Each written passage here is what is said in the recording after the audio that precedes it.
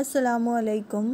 Welcome to Anglo Urdu high school English medium, कक्षा 9, विषय हिंदी।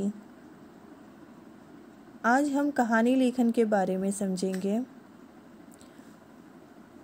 कहानी लेखन कैसे किया जाता है और कहानी के लेखन के वक्त हमें किन बातों का ध्यान रखना चाहिए, सबसे पहले हम इस बारे में समझते हैं। तो हमें जो मुद्दे दिए हो या रूपरेखा दी हो उसे हमें पहले सही से समझ लेना होगा। आप लोगों को जब भी कहानी लेखन कहा गया होगा या कहानी लेखन का कार्य दिया गया होगा उसमें आपको रूपरेखा दी गई होगी, यानी मुद्दे दिए होंगे।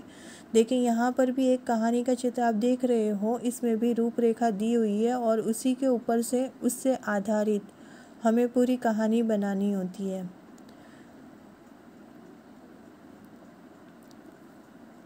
आप लोगों को जो रूपरेखा या मुद्दे दिए गए हो उसके ऊपर कल्पना से उसे विस्तृत करना होता है।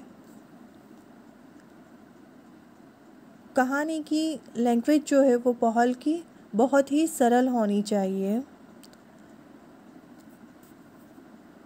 और जो टॉपिक्स, जो सेंटेंसेस ऐड करने हैं वही करने होंगे। उससे ज़्यादा जैसे कि एक ही सेंटेंस को बार बार रिपीट नहीं करना है, इस बात का खास ध्यान रखना है। प्लस आप लोग स्पेलिंग की मिस्टेक ना करें, ये बात भी ध्यान रखिए, क्योंकि लैंग्वेज सब्जेक्ट में आप लोग अगर स्पेलिंग के मिस्टेक्स करते हो तो उसके मार्क्स कट हो जाते हैं। तो इस बात का खास ध्यान रखिए कि आप लोग के स्पेलिंग में मिस्टेक्स ना हो।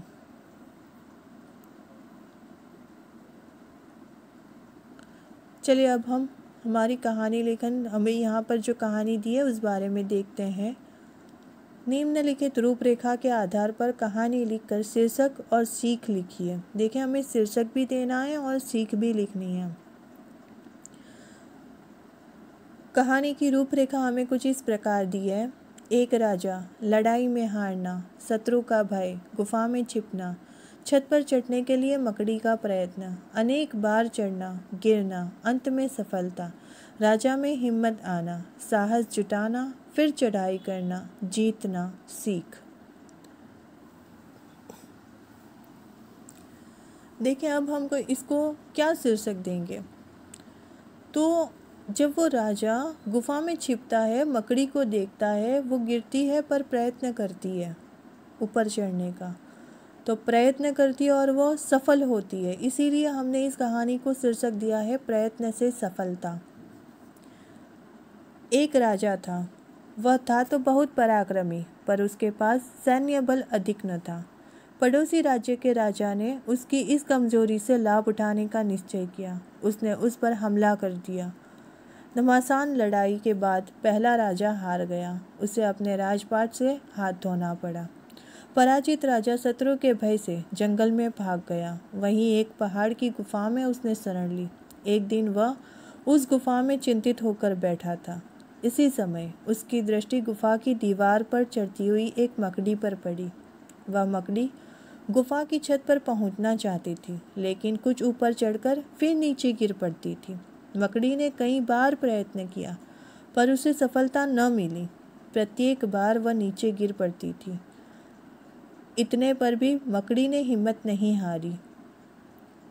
अंत में उसने पूरी हिम्मत लगाकर ऊपर चढ़ना शुरू किया और वह छत पर चढ़ गई। मकड़ी की इस हिम्मत और सफलता ने राजा को चकित कर दिया। उसे एक नई दृष्टि मिल गई।